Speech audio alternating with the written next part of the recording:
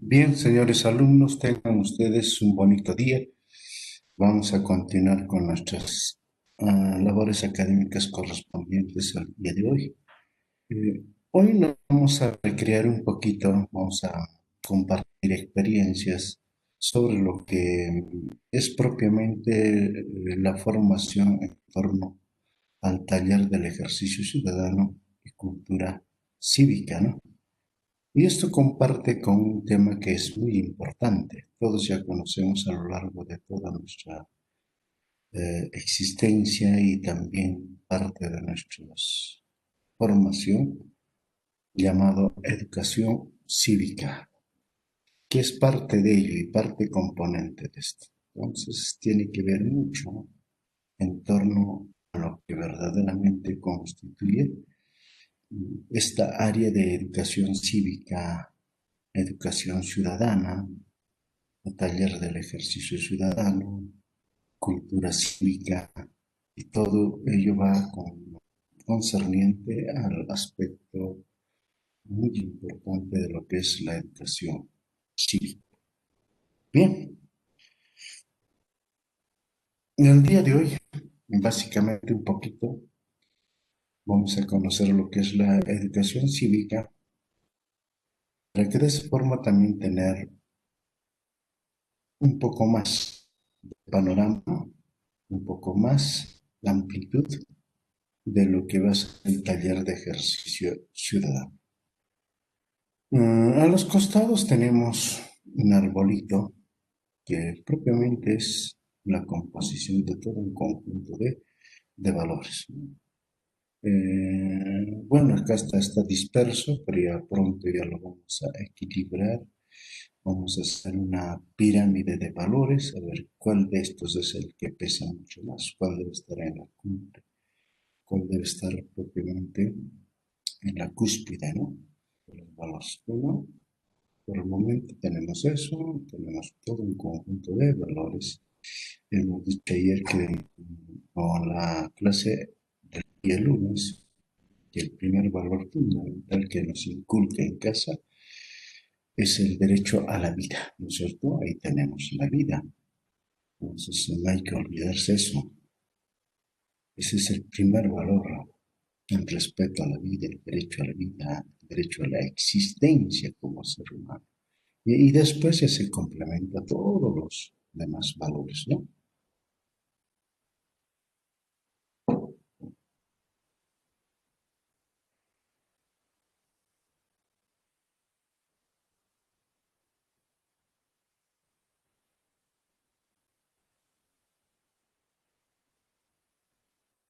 Lo que tenemos, vamos a definir qué es educación cívica, para que es más o menos. Entonces se orienta a la formación de aquellas conductas o actitudes que encaminan hacia el logro de ambos, o sea, conductas o actitudes que encaminan hacia el logro de ambos. O sea, propiamente cada uno de nosotros como seres humanos, que ya hemos dicho como seres sociales, pues tenemos dos cosas que son muy importantes. Nuestras conductas. ¿Qué son las conductas? Va a estar sintetizado, simbolizado con cada uno de los valores, ¿no? De cómo nosotros vamos a hacer nuestro comportamiento. Sabemos saludar, no sabemos saludar, respetamos a los demás o no respetamos, mm, y las actitudes que propiamente también tiene que ver mucho con en torno a las conductas o actitudes, ¿no? Eso también tiene que tener en cabeza el logro de ambos. Conductas o actitudes. Entonces, cuando hablemos de valores, vamos a hablar de conductas. Cuando hablemos de valores, vamos a hablar de actitudes, ¿no? Entonces, esto tiene que tener muy en cuenta. Esa es la formación de nuestras conductas o actitudes. Entonces, eso tiene que tener muy en cuenta. Ahora vamos a ver los fines, a ver, de lo que es la educación cívica. Es uno de ellos, la formación del sentimiento cívico y el carácter moral. ¿Qué viene a ser para nosotros la formación del sentimiento cívico y el carácter moral? Cívico siempre es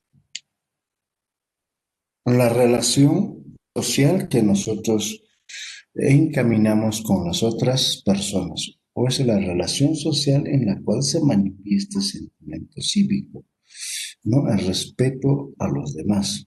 Entonces, en la forma de convivencia en la que resalta entre los seres humanos. Mayormente, más nosotros conocemos como, por ejemplo, el civismo, ¿no? El civismo. Este término lo empleamos bastante cada vez que el Perú cumple un año más de su vida de emancipación, entonces, o de una ciudad, de un distrito, ¿no? Y, y cuando hay desfiles, etcétera, entonces ahí empieza a resaltar este término de civismo, ¿no? Civismo, cómo los alumnos de tal institución educativa muestran su civismo, ¿no? Su patriotismo, etcétera, etcétera. Entonces el cariño y el sentimiento que tiene una persona hacia los demás o al conjunto de personas que en ese caso se encuentran pues mirando el desfile, ¿no? Entonces, eso es el hecho de la formación del sentimiento cívico. Entonces viene ese arraigado término civismo, ¿no? Entonces, eso van a escuchar permanentemente. Y estoy seguro que ustedes han escuchado bastante este término, ¿no? Un sentimiento cívico es el cariño que tenemos hacia los demás, la forma de comportarnos. Esto va a ser ya y el carácter moral. O sea, la moral ya lo dice todo, ¿no? Sobre el sentimiento cívico.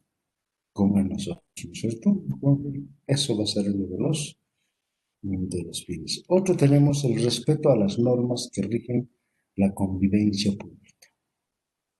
Ya hemos dicho de que no solamente son los valores, sino hay todo un conjunto de normas que permiten la correcta convivencia entre los seres eh, sociales en una, en una determinada comunidad.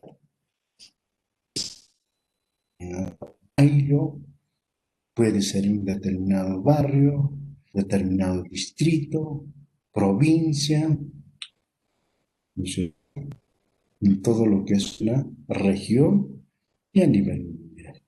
Entonces, tenemos normas de carácter específico para una correcta convivencia. Y esto todos nosotros ya conocemos. Hemos dicho y vamos a seguir mucho más adelante de cuáles son las normas de convivencia, ¿no es cierto? Tenemos todo un conjunto de normas de convivencia, ¿no? Y quizás dirán, entonces, ¿y dónde está todo ese conjunto de normas que nos permiten una correcta convivencia? Ah, ahí está el problema. Quizás muchos de nosotros ya conocemos o capaz no conocemos también los famosos códigos, ¿no? Que enraigan todo el derecho, ¿no? Tanto en lo civil como en lo penal. Entonces tenemos el Código Civil y el Código Penal. El Código Civil es la que tiene que ver este respeto de las normas que rigen la correcta convivencia, ¿no? Entre todas las personas forma parte de una sociedad, la cual se encuentra organizada y se desarrolla, ¿no? En cambio, el otro código penal es eminentemente la relación de la sociedad que tiene con el Estado, la relación que tenemos con el Estado. Entonces, ese es el otro código penal. Entonces, directamente va a tener que ver con eso. Entonces, lo que tenemos que tener muy en cuenta en estos chicos siempre es de que las normas sean de carácter jurídico o sean normas de carácter social. Entonces, tenemos que encaminar para que de esa forma podamos obtener una convivencia correcta. Interés activo por las instituciones e interés de la patria. Es interés activo por las instituciones.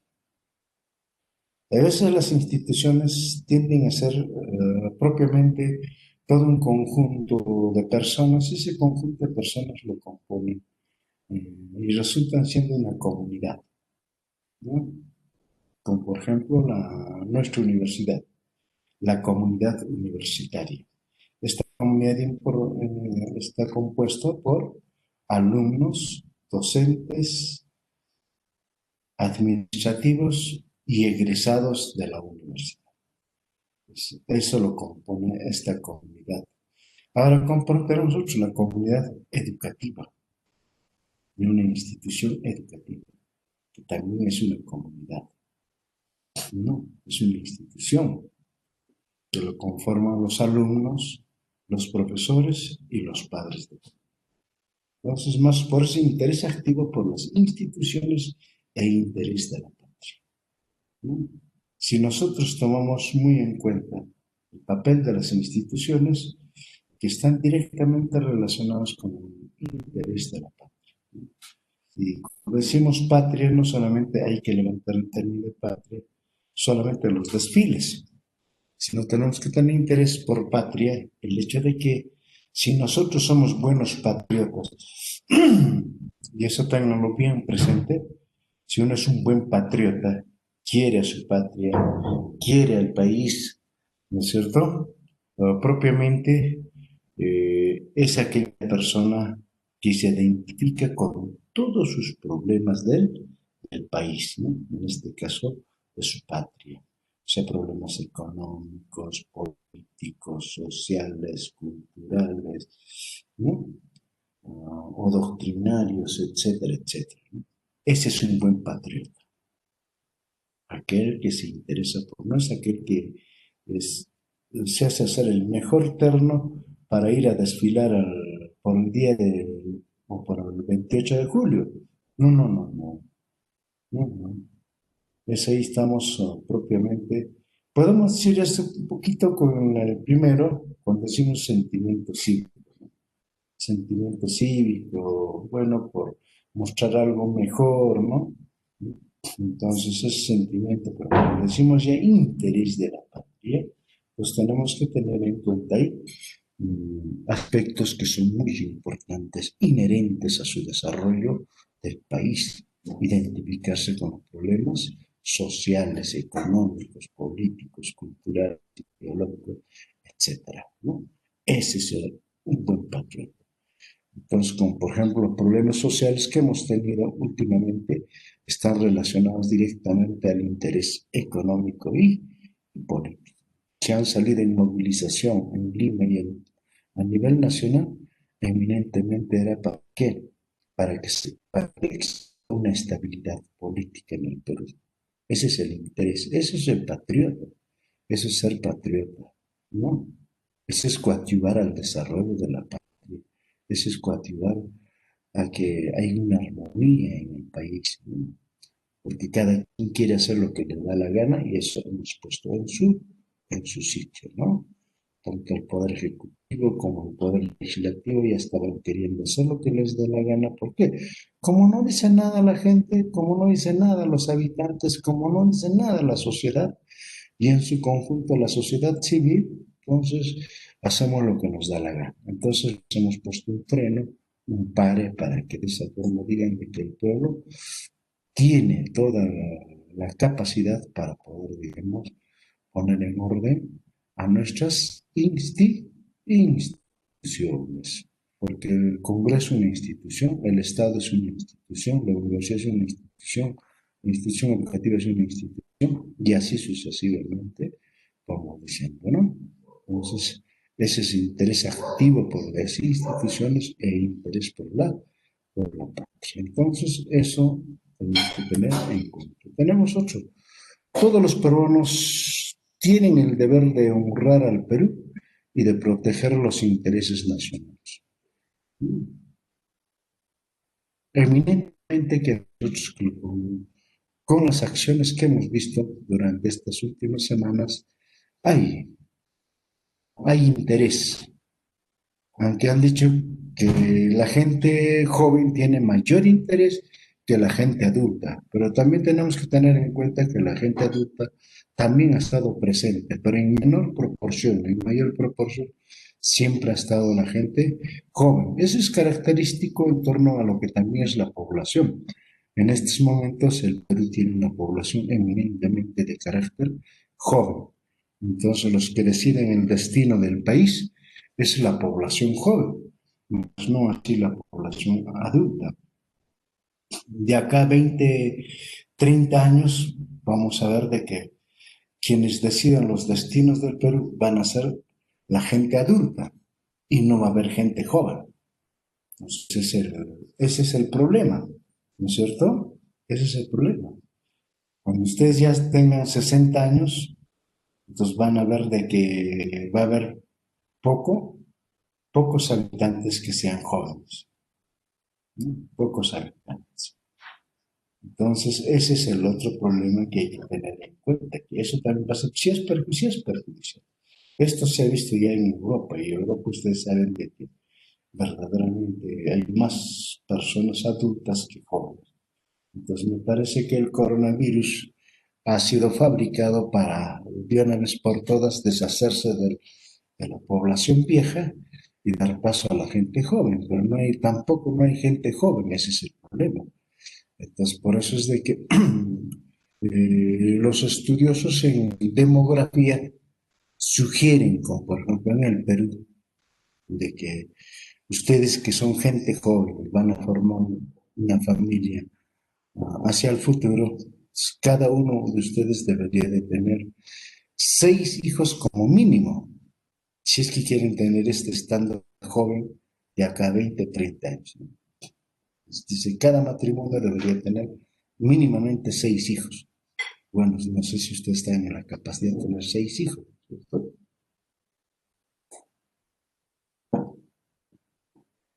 Porque hay un descenso de la población.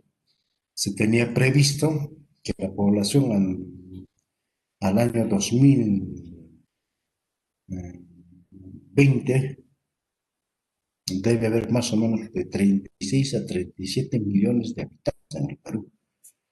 Pero no es así. Ustedes saben que en el último censo hemos bajado, hemos descendido. Hasta el último censo debería de haber 35 millones, eran las proyecciones que hicieron los demógrafos, los geógrafos, etcétera, y finalmente no resultó.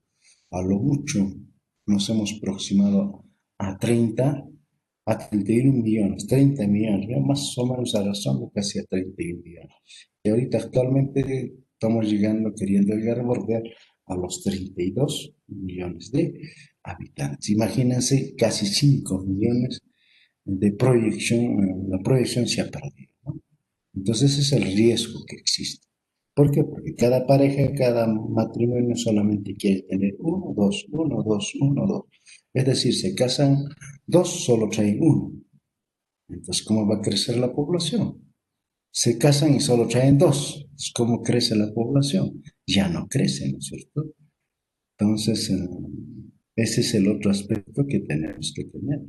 Entonces, cuando dice todos los peruanos tienen el deber de honrar al Perú, de proteger los intereses nacionales, propiamente hemos visto, ya es característico, a través de todos los medios de información y de las redes sociales, de que los jóvenes han tenido una participación extraordinaria en el quehacer de la vida política en las últimas semanas que ha venido aconteciendo en el Perú. Ya hemos dicho por qué, porque en estos momentos la gente joven es de mayor población en el Perú. Entonces, ese es el hecho. ¿Ya? Tengamos a saber objetivos de la educación física, de la educación cívica, mejor dicho, ¿no?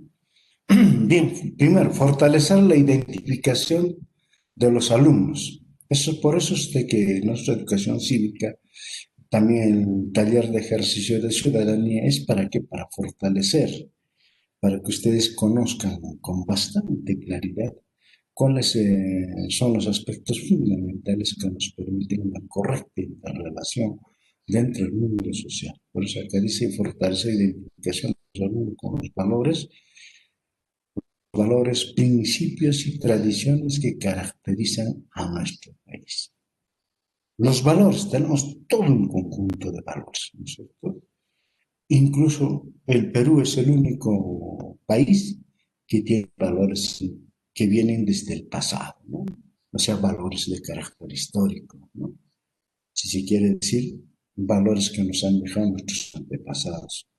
Algunos dicen también los valores andinos, o algunos son los valores de nuestros antepasados, en fin, y los valores que existen en la actualidad, ¿no? Entonces, valores, principios, o sea, doctrina, tenemos bastante, tradiciones, sí, somos característicos del Perú, tenemos todo un conjunto de tradiciones, esto al menos en Puno bastante se expresa esto de que se llama la tradición, ¿no? Bastante se expresa, ¿no? A través del folclore y de muchos otros aspectos más. Empieza a resaltar, ¿no? Que es parte de nuestra cultura, ¿no? Parte, estoy diciendo, no solo es nuestra cultura, sino es parte de nuestra cultura que caracteriza a nuestro país. Dice entonces, hay que fortalecer, hay que identificar bien nuestros valores, tener principios propios que se obtienen, por eso dice cultura cívica y tenemos que tener, y cultivar nuestras tradiciones. ¿Para qué? Para una convivencia correcta, una armonía que permita y de esa forma fortalecer que nuestro país vaya a un desarrollo común. Es otro, formar ciudadanos respetuosos de la diversidad cultural, de la humanidad y de la nación. Cuando dice formar ciudadanos respetuosos de la diversidad cultural, de la humanidad, o sea, de la diversidad cultural que existe en el mundo. ¿Esto por qué resalta esto? Por el hecho de que a través del avance de la ciencia y la tecnología y estas famosas redes sociales que hoy tenemos a disposición en nuestras manos o está en nuestra cabecera, y podemos compartir, ¿no? La diversidad de culturas a nivel del mundo, ¿no es cierto? Entonces, tenemos que ser bastante respetuosos. O sea, respetar la cultura de cada país, respetar la cultura de cada nación. ¿No? Esa es parte, ¿no es cierto? Parte propiamente. De igual forma, en nuestro país, al menos nuestro país es pluricultural, plurinacional, es decir, hay varias nacionalidades y estas nacionalidades, cada uno tiene su cultura, ¿no? Entonces hay que respetarlo. A veces, muchas veces, simplemente podemos precisar en un aspecto muy importante en el quehacer de la vida del hombre, ¿no?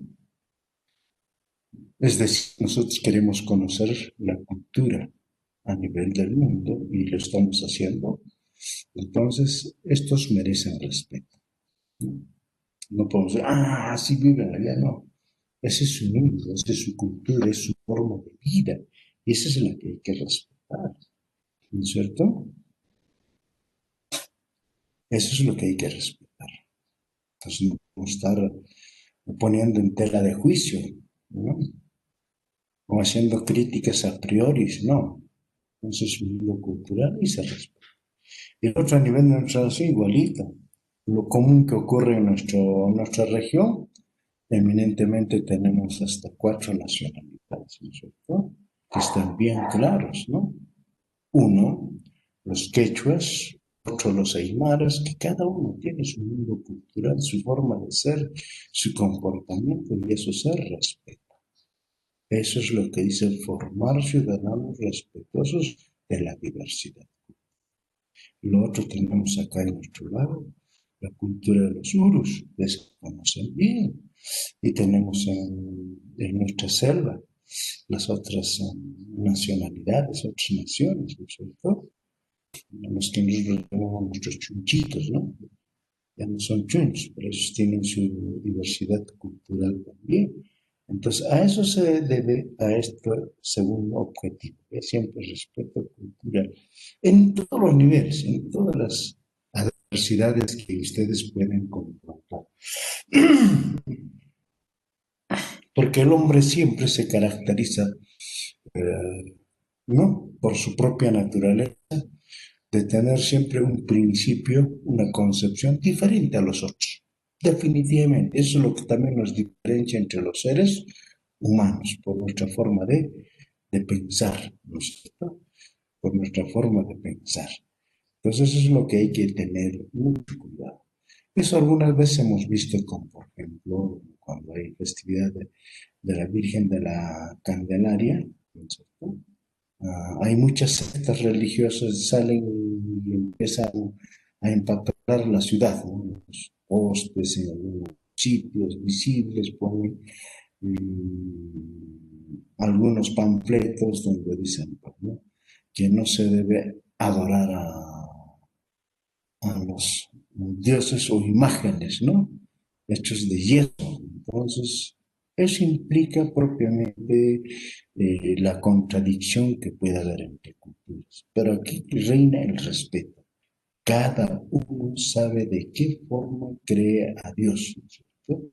Entonces, no hay por qué estar haciendo críticas, etcétera. Si ellos dicen que el otro es de yeso y tienen su forma de creer que Dios para ellos existe, a buena hora, cada quien sabe, ¿no? Entonces ahí tenemos que ser bastante respetuosos en torno, ¿no? A esto que se llama. ¿Ya? Entonces seguimos avanzando. Analizar y comprender las diversas manifestaciones del pensamiento y de la nación humana. Analizar y comprender las diversas manifestaciones del pensamiento. ¿Mm? Y hemos dicho de que nosotros tenemos una diversidad, una forma de pensar indistintamente aún. Ni siquiera entre hermanos pueden pensar igual, ¿no? Ni padre e hijo tienen pensamiento igual, es distinto. Ni siquiera el esposo y la esposa tienen pensamientos similares, ¿no? Solamente cuando dicen, bueno, pueden pensar, pueden ser personas de una pareja más o menos perfecta, cuando nosotros hablamos, encontró la media naranja, ¿no? ¿Y cuál es nuestra media naranja? Efectivamente se sustenta en esto del pensamiento. Cuando ellos piensan por igual, esa es la media naranja, ¿no? La media naranja no significa de que yo soy gordito, la otra también debe ser gordita. No, no, no, eso no hay nada que ver, ¿no? Yo tengo plata y la otra tiene plata. No tiene que ver nada. Eso no es media naranja, jamás. Yo soy bonito y la otra es bonita. No, jamás. Sino el sentimiento propio de la pareja y la correcta armonía es cuando ambos tienen pensamientos similares, ¿no? Similares. Entonces, esos principios de la vida, principios propios de carácter económico, principios propios de la cultura, eh, que van a ponerse de manifiesto en el matrimonio, tiene que haber una igualdad, una equidad. O sea, dice, queremos que nuestros hijos sean profesionales, no, eso es a nivel cultural. Entonces es una forma de pensar. Sí, y luchemos porque nuestros hijos tengan una profesión cada uno, y una correcta y una buena profesión, y luchen por eso. O sea, ambos hay un pensamiento. Dicen, no tenemos plata, tú tienes plata, yo no tengo plata, pero yo voy a trabajar para equilibrar la economía, ¿no? Entonces, hay pensamientos similares. O sea, no hay que, bueno, tú eres hombre y tú te vas a trabajar, sabrás de dónde traes plata y punto, ¿no? Eso tampoco ya no se hace a otro, ya, ¿no? ¿Por qué? Porque estamos en igualdad de géneros, ¿no? Tanto el varón como la mujer asumen responsabilidades propias, ¿no? Para el quehacer de la vida. Entonces, eso se pone en el pensamiento. Entonces, eso también a nivel de barrio se manifiesta a nivel de la comunidad, siempre en reuniones, etcétera, se intercambian pensamientos y eso es lo que hay que respetar. ¿Por qué? Porque si nosotros no respetamos, propiamente vamos a tener contradicción. Es decir, vamos a empezar, como quien dice, a pelear, ¿no? Para mí este es rojo y para otros no, para mí es negro y nunca va a haber comprensión, ¿no es cierto? Entonces ese es el problema fundamental en esto, ¿bien? Entonces respetar las manifestaciones del pensamiento y las acciones humanas. Tenemos otro, desarrollar en el alumno la actitud y los valores que lo doten de base firme para ser un ciudadano. Es decir, debemos enseñar los valores más correctos a nuestros alumnos. Quizás no enseñar, sino fortalecer. ¿Por qué? Porque los valores ya vienen desde la casa. Eso no nos olvidemos. Los valores vienen desde la casa, ¿no es cierto? Entonces, lo único que hace la educación, en este caso nosotros como profesores, es fortalecernos. ¿Podemos cambiar? Sí, podemos cambiar, pero mayormente fortalecemos los valores que vienen, que ustedes ya lo han dicho ayer, ¿no es cierto? Eh, el derecho a la vida, que es el primer valor fundamental que recibimos en el hogar, y después eh, el respeto, ¿no es cierto? Que son valores que ya vienen desde la casa. ¿No? El valor propiamente de la equidad y así otros valores más que podamos profesar. Entonces, por eso bien claro dice acá, desarrollar en el alumno las actitudes y los valores que lo vuelven de base firme para ser un ciudadano. Entonces, ojo aquí, quienes juegan un papel importante van a ser los padres de familia. De ahí sigue básicamente lo que es la educación inicial y después la educación en primaria. Después de eso ya no. Ya cuando el arbolito ya está torcido, ya no se puede enderezar. Es decir, poco o nada ya podemos hacer en educación secundaria. Ustedes saben de que cambiar la conducta de un alumno, por más que le den 50 latigazos con surreal, pues nunca va a cambiar, ¿no es cierto? Poco o nada puede cambiar. Más bien puede endurecer su actitud hacia valores negativos, ¿no es cierto? Puede endurecer mucho más. O en la universidad, peor también en la universidad. Sí podemos compartir algunas ideas, expresar unos aspectos, pero eso es difícil, difícil, difícil, ¿no es cierto? Solamente les pongo un ejemplo, ¿no? Cuando un alumno viene desde la casa con, por ejemplo, solo la formación de valores ecológicos, o sea, conservación ecológica. Es decir, no botar la basura, ¿cierto?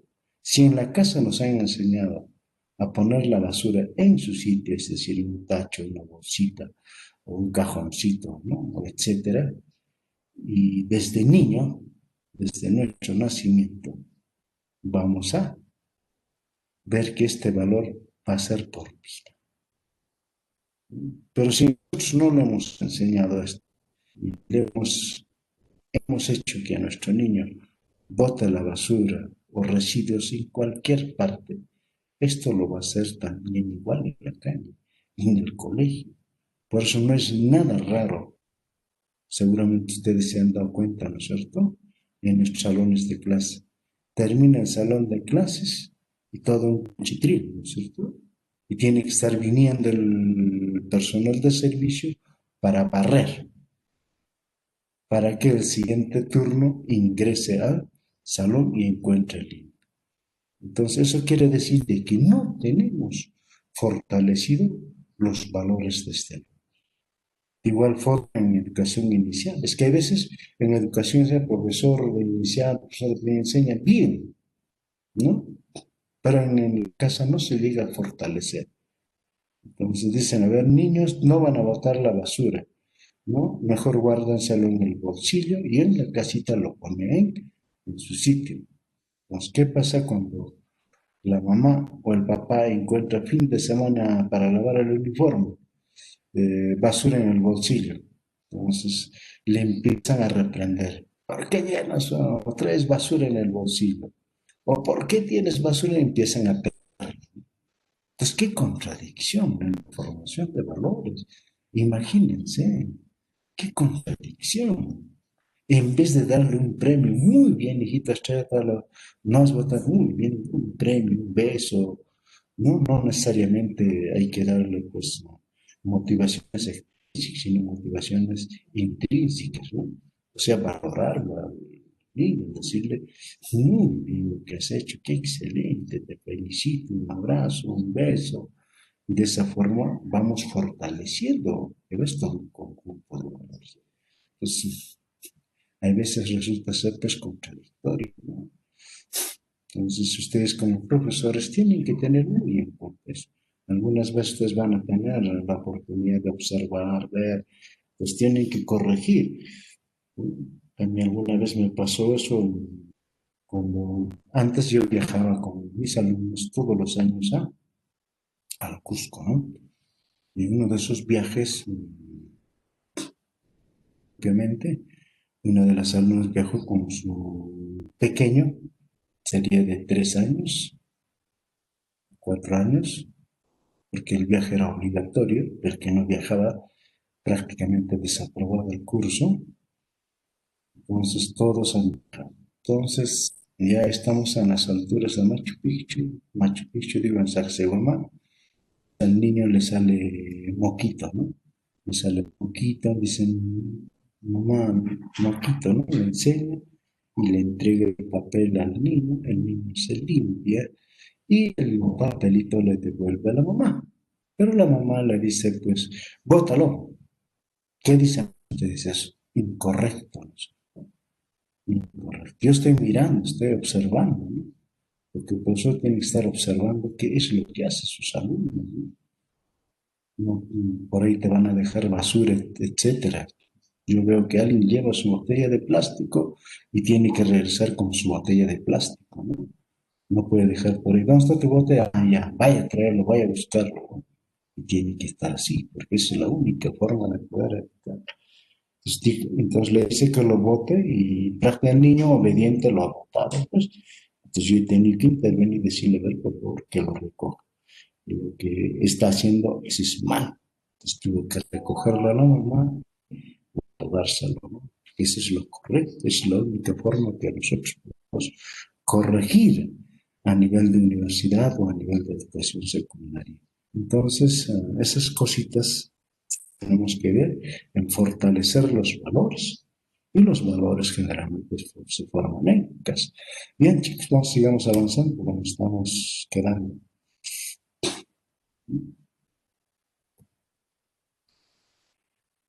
Educación de la ciudadanía. Algún también, vamos a ver un poquito también de relax a nivel de, nosotros somos profesores de historia y también tenemos que ver cómo evolucionó la educación cívica un poquito, cómo es de que a lo largo de toda la historia se ha desarrollado la educación cívica. Y la educación cívica, si ustedes hacen una pequeña retrospección, pues han hecho historia de la educación, como ha sido la educación en Egipto, la educación en Babilonia, o la educación en primitiva, etcétera, etcétera, ¿no? Que están directamente sincronizados en la formación del ciudadano. Dice la educación de la ciudadanía. La educación de la ciudadanía aspira a dar conocimiento y formas y hábitos y cultivar las actitudes de un buen ciudadano. Entonces, antiguamente se inicia con este tema, educación de la ciudadanía, ¿no? educación de la ciudad. Posteriormente, ya a lo largo del correr de la historia, ya toma el término de educación cívica, ¿no? Educación cívica. Entonces tenemos que ver también de cómo ha evolucionado. O sea, que tenemos la educación de la ciudadanía. ¿Qué era la educación de la ciudadanía? La educación de la ciudadanía aspira a dar conocimientos, formar hábitos y cultivar actitudes de un buen ciudadano, ¿no? Entonces, otro. Es un programa de trabajo mediante el cual el alumno participa activamente en la vida común, ejercita sus deberes de ciudadano, forma la conciencia de sus responsabilidades como miembro de la comunidad. Es decir, cuando nosotros nos integramos a la comunidad, ¿sí? Sobre todo acá en Perú, en los países desarrollados, nosotros nos integramos a temprana edad como miembros de la comunidad, ¿no? Sobre todo por las necesidades económicas, etcétera, ¿no? Hay niños que empiezan a trabajar a partir de los 10 años, 12 años, ya esto ya han madurado mucho más, ¿no?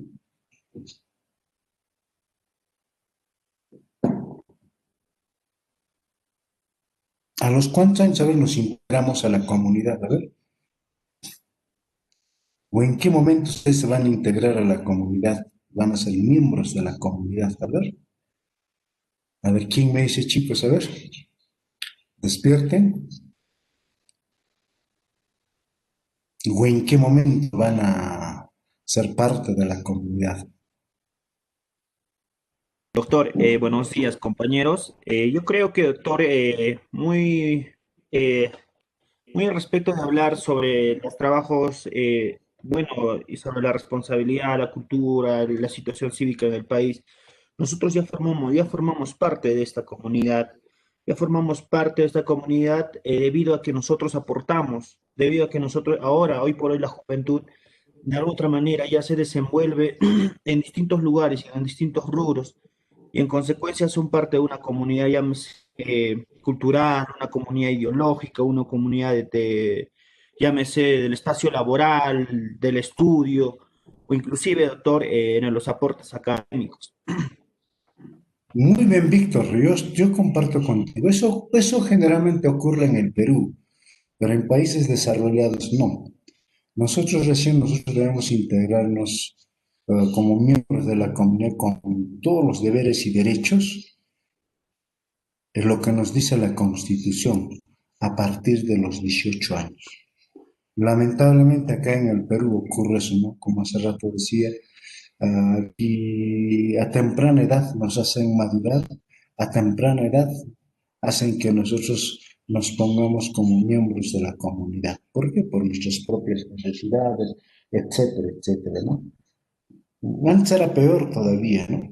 Bueno, ahora ya casi no sé, como por ejemplo, niños que trabajaban por el mercado, vendiendo, etcétera. Después también niños que cobraban en las combis. Entonces, de acuerdo a esto, ya poco a poco han ido erradicando. Han dicho que los niños no pueden trabajar. Entonces, hasta cumplir los 18 años. Pero, lamentablemente, nuestra necesidad nos permite. Muy bien, Víctor. Eso es lo que sí ocurre. Eso se llama informalidad. Informalidad. Pues el Perú se caracteriza por ser un país informal, ¿no? Porque si fuese formal, sería todo a partir de los 18 años, con todos los deberes y derechos como verdaderos ciudadanos, porque así lo dice la Constitución, ¿no es cierto? Pero lamentablemente no es así. ¿Ya? Bien, bien, Víctor, muy bien. Avanzando. Constituye la ciudadanía el hecho de pertenecer a una comunidad. Un buen ciudadano es el que ejecuta bien cometido como miembro de la misma, o sea, con todos los deberes y derechos. Es lo único que nosotros para ser un buen ciudadano, tenemos que tener correctamente el conocimiento de nuestros deberes y derechos. Esto es lo fundamental. Entonces, ¿qué significa esto?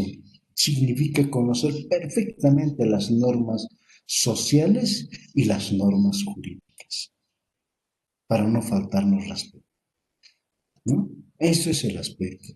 Por eso, como la semana pasada yo les preguntaba, ¿qué norma es la que permite que la educación no presencial? Nadie me decía nada, entonces desconocemos nuestras normas. Y cuando desconocemos nuestras normas, no podemos ejercer nuestros derechos. Ese es el problema. Ese es el problema. Y eso ocurre a nivel, no solamente a nivel profesional. Alguna vez se hizo una pequeña investigación a nivel del magisterio, imagínense, con profesores de 10 a 20 años de servicio, si conocían perfectamente o no la ley del magisterio, no conocían. Entonces, ¿cómo van a hacer prevalecer sus derechos si no conocen? ¿Cómo van a hacer? Entonces, ese es el problema muy importante. Entonces, constituirles el hecho de pertenecer a una comunidad ciudadana es el que cumple bien su cometido como miembro de la misma. Para esto hay que tener conocimiento de los deberes y derechos. Y de esa forma nosotros nos desarrollamos correctamente, ¿no? Y si no, siempre se nos van a venir encima, nos van a explotar, nos van a hacer a esto no conocen, o sea, van a hacer cualquier cosa, ¿no? Entonces, ahí vienen las humillaciones y una serie de aspectos que nosotros tenemos que tener en cuenta. Bueno, vamos a ver algunos aspectos de carácter o características. Vamos a ver, esta es la forma como, por ejemplo, esto de educación de la ciudadanía nace prácticamente en lo que va a ser en Grecia y Roma. Atendían a la educación del futuro ciudadano. Entonces, no, imaginémonos, miren, desde Grecia y Roma, que la preocupación ya desde culturas antiguas era propiamente lo que es la educación del futuro ciudadano, ¿no? ¿Cómo va a ser el futuro ciudadano? ¿No es cierto? De ahí vienen muchos aspectos.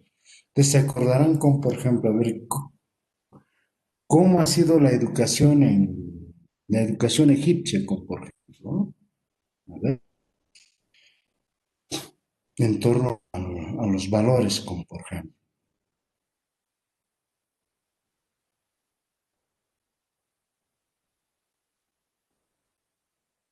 Por ejemplo, la educación egipcia, si nosotros hacemos una retrospección, era realmente pues, un aspecto que exigía de demasía. A pesar de que la educación era eminentemente elitista, todos sabemos que es elitista, todos conocemos la cultura egipcia, la educación era pues, muy fuerte, ¿no? Muy fuerte, muy fuerte. Y con se decía de que ser un miembro útil de la clase alta, entonces, tenía que haber recibido una educación muy fuerte. Y muchas veces ahí nos dicen, se ha encontrado escritos en el papiro, dicen, ¿no? que, que la cabeza estaba en el lomo, ¿no? Sé que la cabeza estaba en el lomo. Por eso decían, cuanto más me pegas, más aprendo. Pues de ahí viene el castigo. Cuanto más me pegas, más aprendo. Imagínense. Y en lo moral, como por ejemplo, estaba prohibido al respeto, como por ejemplo, a los padres.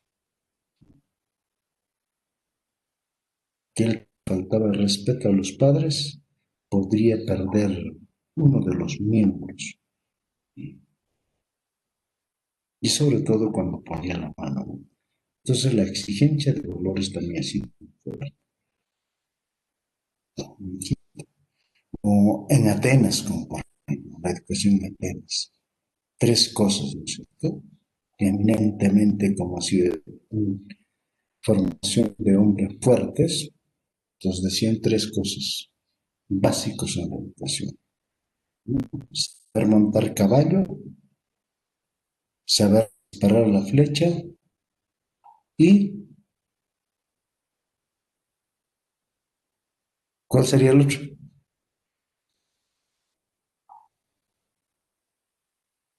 Y respetar a los padres. Eso era el aspecto. Entonces está concatenado con lo que es la educación del futuro ciudadano, ¿no? Porque en Atenas era prohibido nacer con deficiencias físicas, ¿no es cierto? ¿Qué lo hacían a ver si una persona nacía con algunas deficiencias físicas? ¿Alguien se acuerda? A ver, una pequeña retrospección a la historia de la educación.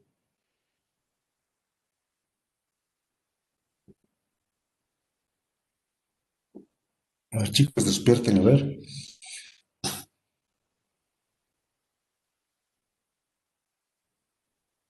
Si un niño nacía con deficiencias físicas, ¿qué es lo que pasa?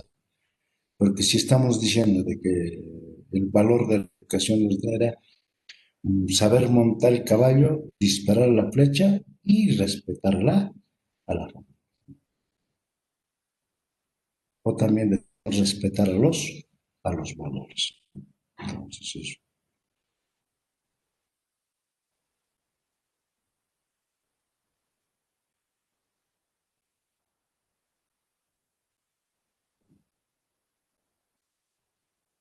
Nadie.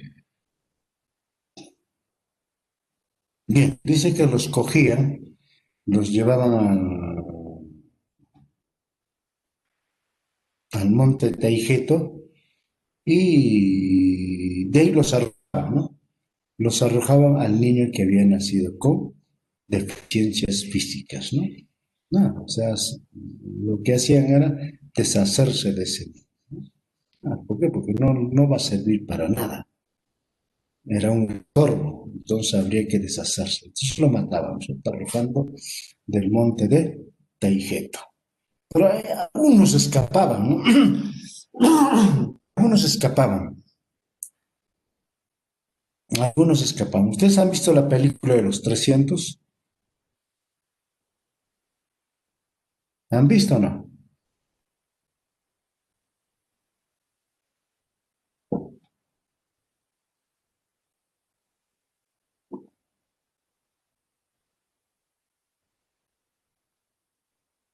¿Quién ha visto la película de los 300? ¿Han visto o no?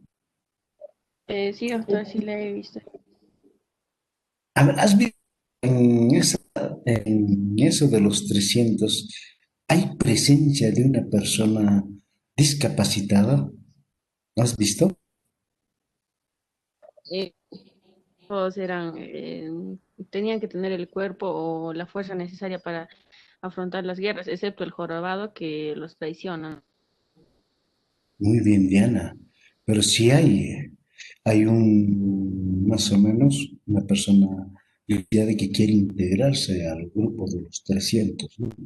Es que también si un discapacitado tenía, sí, claro, muy bien un jorobado, ¿no es cierto? Que también quería ponerse a la altura y luchar junto con ellos y no le han permitido el ingreso, ¿no? Le han dicho que tú no sirves, ¿no? Se lo han menospreciado y este jorobadito los ha traicionado, ¿no es cierto? Ha ido al otro bando y ha dicho de que no me permiten y si ustedes me permiten yo les digo cómo derrotar a los 300 y eso fue para que se han derrotado los 300, ¿no? Imagínense, así se menospreciaba, pues, ¿no es cierto? Así se menospreciaban los lisiados. O los lisiados tenían que ponerse a la altura de los otros, ¿no? O sea, para no quedarse atrás. No es como ahora, ¿no? Bueno, tiene problemas, bueno, se queda. Eso es un aspecto que hay que tener en cuenta, ¿eh? Entonces, sigamos. Sigamos. Sigamos a dos, estamos quedando dos más. 1780, la Revolución Francesa impulsa la formación del nuevo ciudadano, también igualito, ¿no? Después de la Revolución Francesa, imagínense que ha habido todo un proceso de cambios donde se fortalece con, por ejemplo, los derechos humanos o los derechos de los futuros ciudadanos, realmente tienen que vertebrar e impulsar la formación del ciudadano. Hay también hay enorme preocupación del proceso de la educación francesa, ¿no? Tenemos otro en 1919, en 1910, la Asociación Americana de Ciencias Políticas recomendó una renovación de la educación cívica con el nombre de Cívica de la Comunidad. Opte un nuevo nombre, esto es en Estados Unidos, ¿no? Como la preocupación propiamente por esto de lo que se llama la educación cívica, ¿no? Que ellos mayormente se trabajó como la educación de la ciudadanía. Así en el proceso de la historia poco a poco ha ido cambiando y ha habido bastante interés. O sea, el interés no solamente es de ahora, no, no es de ahora, es de mucho más atrás, como algunas cositas que le estoy demostrando, ¿no? Pero para hacer todo esto tendríamos que hacer. Pero siempre tenía un carácter de clase, siempre tenía un carácter de clase. Ya hemos visto desde Grecia, Roma, que siempre había ya composición social, ¿no? Los esclavos y los esclavistas, ¿no? Y así sucesivamente durante la Revolución Francesa, antes de la Revolución Francesa, siempre había lo que se llaman los señores feudales y siervos. Con la Revolución Francesa se fortalece el sistema capitalista y siempre con sus dos clases sociales fundamentales, capitalistas y los obreros que se van a forjar hasta el día de hoy, ¿no? Entonces, sí, por eso siempre ha sido cuestión de clase, o sea, quienes han tenido mayor fortalecimiento, mayor formación en los quehaceres de la vida propia de relación social siempre ha sido la clase alta. Eso es propio y naturaleza, ¿no? Entonces, sigamos. Y también tiene carácter histórico, todo lo que estamos haciendo, no es así nomás, ¿no? Si nosotros nos ponemos a hablar de cómo realmente ha sido todo el proceso de la educación cívica, necesitamos más tiempo. Entonces necesitamos más tiempo. Bueno, sigamos chicos. El hombre frente a la naturaleza y la sociedad. Entonces ya vamos a entrar ya directamente a otro tema, que es el hombre frente a la naturaleza y la sociedad. El hombre es el ser humano que nace, crece y se reproduce y muere. Esto cumpliendo la ley dialéctica del desarrollo cuantitativo a lo cualitativo. Porque siempre el viejo tiene que morir para nacer uno nuevo. Porque si no muere lo viejo, no nace lo nuevo. Esa es una ley dialéctica que es propio de la naturaleza y que también tiene ascendencia en lo que es la vida social, incluso en la vida histórica, ¿no?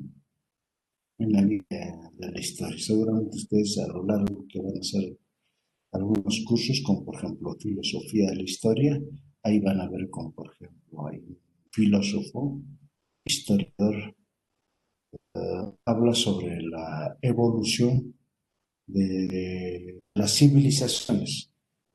Hay un libro, El fin de las civilizaciones, ¿no? Entonces, habla que toda civilización también tiene el mismo proceso que esto, ¿no?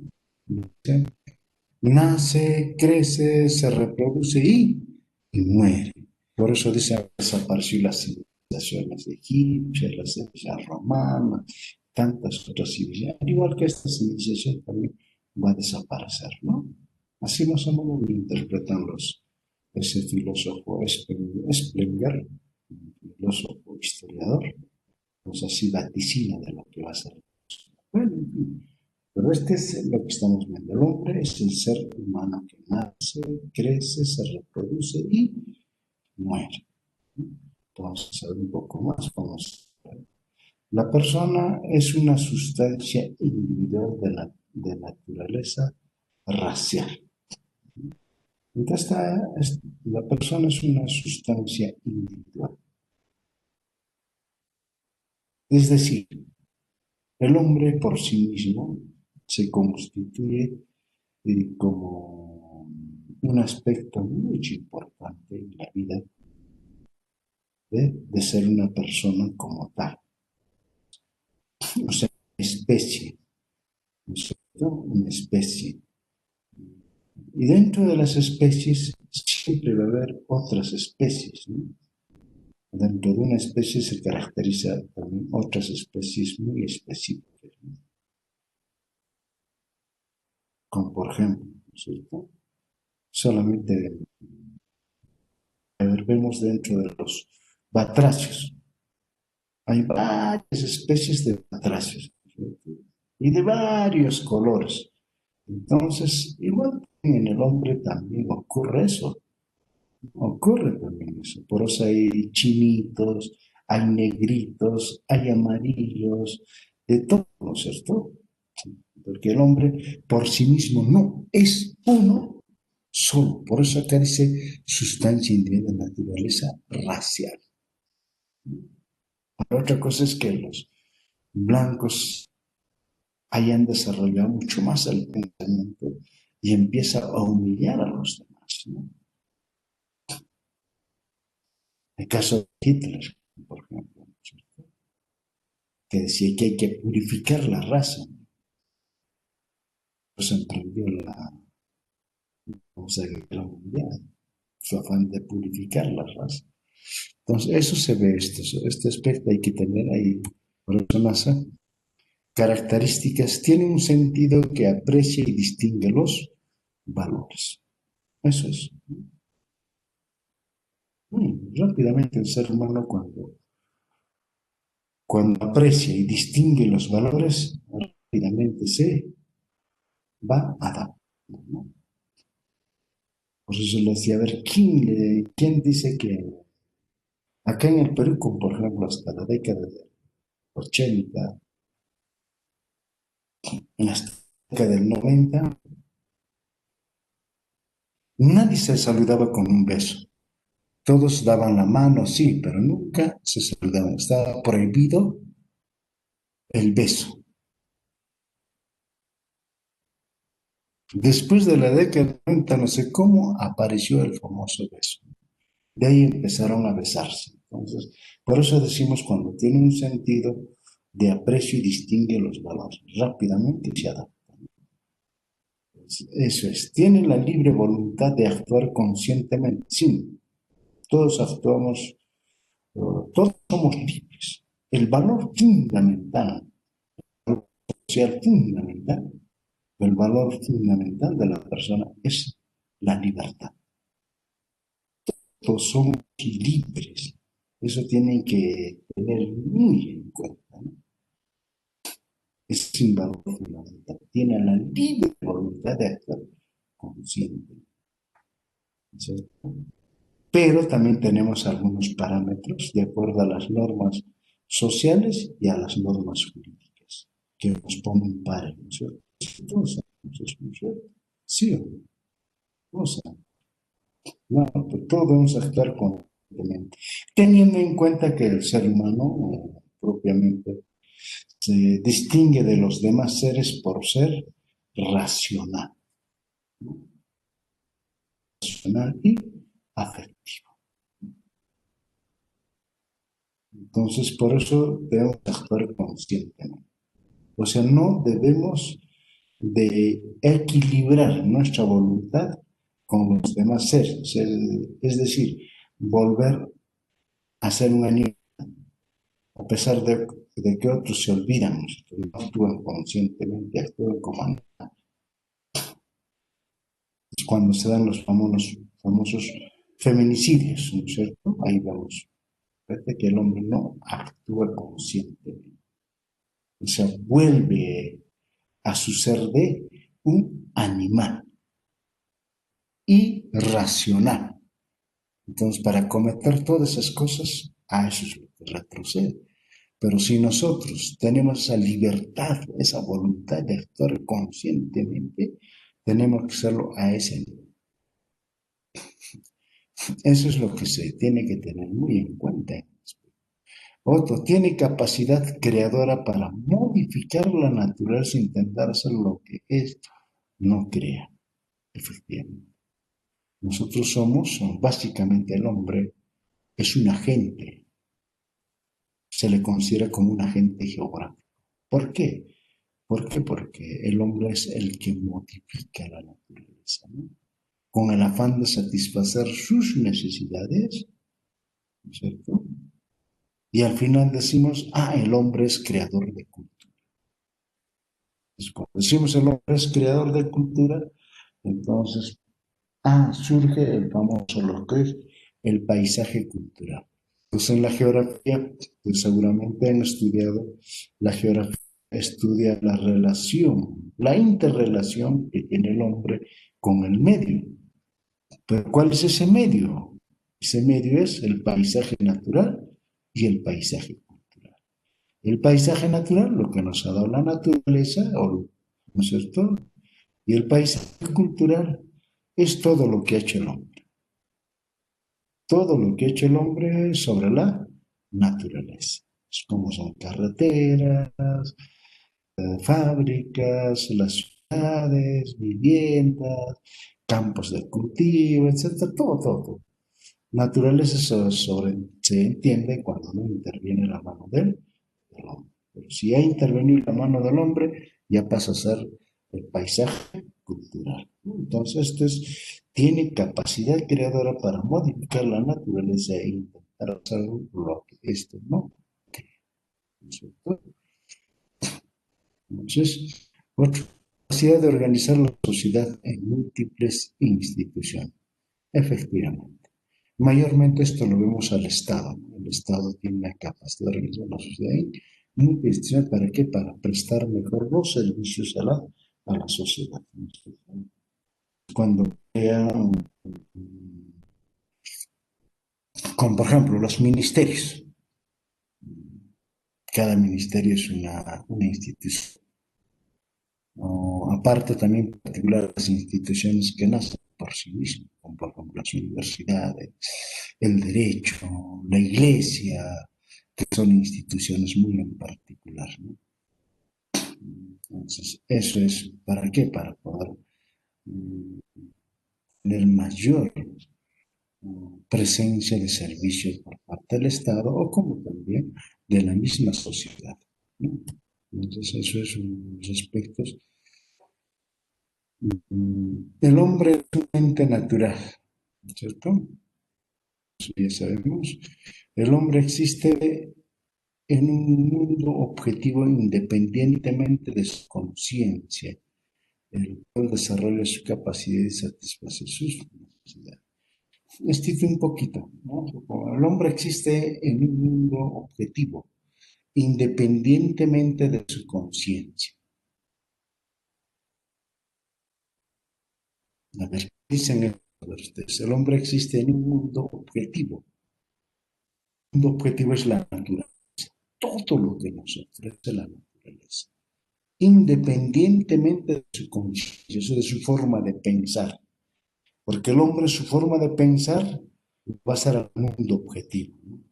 Como por ejemplo cuando crea la religión, ¿cierto? Cuando crea la religión, ya no puede explicar algunos fenómenos, ha empezado a creer en su conciencia algunos aspectos, ¿no?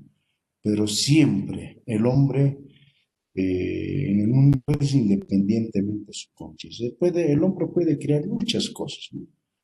Puede pensar distintamente, esa es su conciencia, esa es su forma de pensar, el cual desarrolla sus capacidades y satisface sus necesidades, es decir, la naturaleza, ¿no? El hombre hace de su actividad vital el objeto de su voluntad y de su conciencia. Este es otra cosa que tenemos que ver. El hombre hace de su actividad vital, o sea, fundamentalmente para satisfacer nuestras necesidades, de su voluntad y de su conciencia.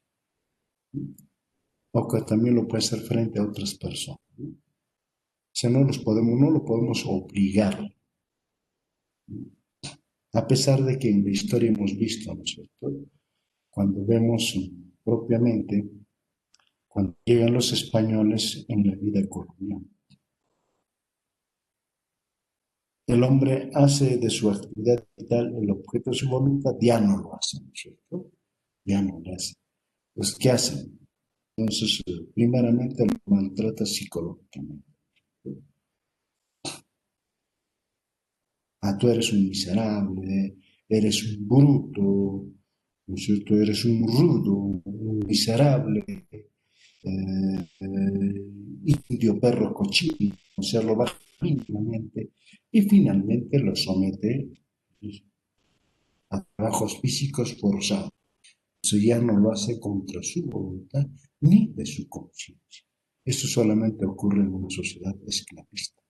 Y tampoco nosotros no podemos retroceder a eso, ¿no? No, los que se vuelven colonos mentales en el quehacer de la vida.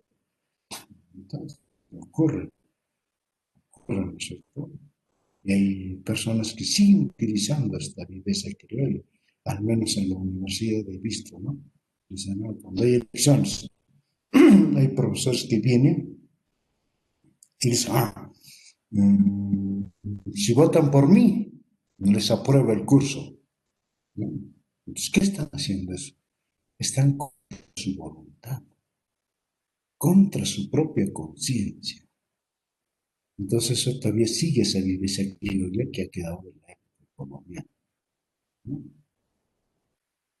Ay, el alumno, ya voy a aprobar. Si no, nadie me aprueba. Entonces, el alumno tiene que ir a votar, sacar una fotito y traerle a esta profesora de votar. Ya, muy bien, ahora sí, ya, tienes 18. Eso no puede ocurrir eso. Eso es propiamente, va contra la libertad. Y ya el principio fundamental del hombre es la libertad. Una libertad. Y a lo que es la libertad, tenemos el hombre hace de su actividad vital el objeto de su voluntad y de su conciencia. Eso es la libertad. Muy bien. Sigamos la familia. A ver. El hombre es un ser social por naturaleza. Esto ya hemos dicho, ¿no es cierto? Es por naturaleza. Digamos, Aristóteles, que todo ser humano es por naturaleza social, ¿no? Ya desde esto, imagínense, viene desde filósofos antiguos, ¿no? Antiguos. Entonces, estamos viendo bien claro, el hombre solo puede realizar plenamente en el interior de una comunidad política. ¿Qué significa comunidad política? Hace rato hemos estado viendo un término que se llama la participación democrática, ¿no? Porque hemos visto reivindicar la democracia en el Perú, como por ejemplo en la movilización, basta de dictadura, etcétera. Este es saber compartir decisiones. Pues una economía política es cuando las decisiones se comparten entre todos, ¿no?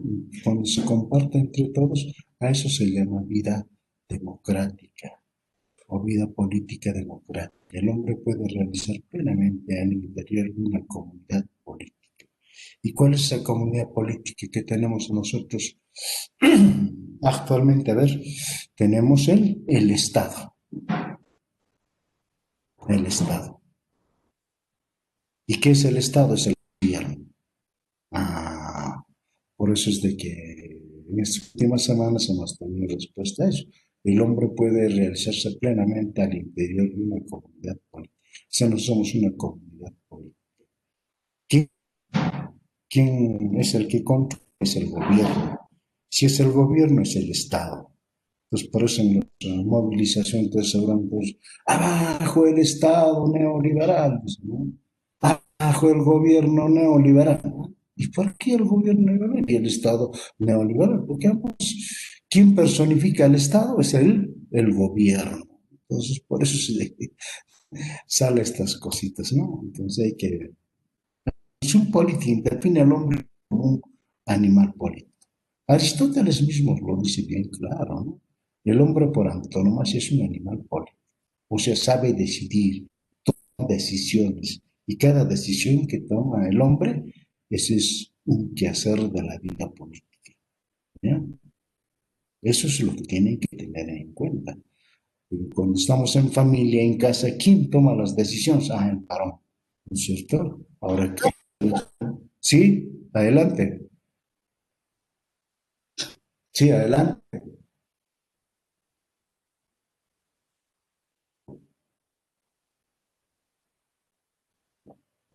Muy bien, entonces esto es la que vamos a ir dando y para la próxima clase ya vamos a ver, ¿no? Lo que verdaderamente es pues el ser social, ¿no? El ser social y las normas sociales, para que de esa forma ya estemos entrando correctamente y terminemos con los valores, que son valores, el origen de los valores y finalmente tipos de valores. ¿Ya, chicos? Ha sido todo por hoy. ¿Alguna inquietud, chicos? Hoy creo que los he cansado, ¿no? Un tema bastante amplio y a veces reducirlos.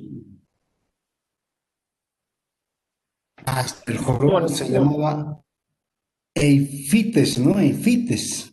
Sí, sí, ahora que me recuerdo, ese jorobadito bien. Quiso estar con otros, no le dieron. ¿Por qué? Porque en aquel entonces su cultura no les permitía tomar en cuenta a los discapacitados, ¿no? Sí, adelante, chicos, adelante, ¿alguna inquietud? Todo por hoy. Hemos yo creo que, tenido. doctor, con respecto a la situación de la educación cívica, doctor, nos enseña muchas cosas. Principalmente, doctor, nos enseña a que nosotros podamos sociabilizarnos con la sociedad en su conjunto, llámese en el ámbito laboral, llámese en la situación académica, inclusive en la investigación, doctor. Para nosotros, esa diserción que usted nos acaba de mencionar es muy importante porque también nos ayuda a nosotros, doctor, a podernos desenvolvernos de manera, llámese académica y quizás en el ámbito laboral, doctor. Yo creo que es muy importante y se los recomiendo a los compañeros que también podamos un poco indagar, investigar sobre cómo son las formaciones cívicas en nuestra patria, en nuestros distritos, en nuestra región, inclusive en el exterior, ¿no, doctor? Yo creo que también, muy aparte de eso, la educación cívica nos enseña y nos apoya en poder, digamos, abrir muchos campos y espacios para podernos desenvolver. Eso sería mi aporte, doctor. Gracias. Sí, está bien, es perfectamente. O sea, fortalece lo que en principio hemos dicho, la convivencia social. Eso es lo más importante, la convivencia social. Y finalmente terminamos con la convivencia con el Estado, ¿no? Con el Estado. O sea, cómo correctamente debemos convivir. Por eso se forjan las instituciones, etcétera, para que de esa forma nosotros tengamos una presencia como humanos en la vida social del Estado, ¿no? Entonces, como por ejemplo, los hechos que han ocurrido las semanas pasadas, es propiamente para el Estado, es el descontento de la sociedad. Es decir, la sociedad no está conforme con lo que está haciendo el Estado. En otras palabras, no está conforme con lo que están haciendo el gobierno, ¿no? Eso es eminente. Eso es una correcta relación. Primero siempre va la relación propia de nuestra sociedad, esa convivencia correcta, eso es lo que hay que entender muy bien. Y luego esa convivencia correcta, ¿cómo lo transmitimos hacia él, al Estado, ¿no? Pues capaz el Estado ha creado, no, ya están, ya no tienen nada, entonces han estado queriendo hacer lo que les da la gana y ha reaccionado la sociedad y los ha puesto en su sitio, ¿no? Los ha puesto en su sitio y ha dicho, no, lo que están haciendo está mal, perfecto, ¿no? Eso está bien. Muy bien, Víctor. Y muy bien también a Romario Gallegos. Muy bien por dar el nombre de Jorvadice. Sí, sí. Hace su participación, pues muy bien. Porque si le hubieran consentido al jorobadito, quizás los 300 hubieran salido victoriosos de ese enfrentamiento. Estaban bien, ¿no? Estaban bien. Bien, entonces, chicos, así todo por hoy. Cuídense. Hasta el día lunes. Primero siempre está la salud. Cuídense, chicos, hasta el lunes.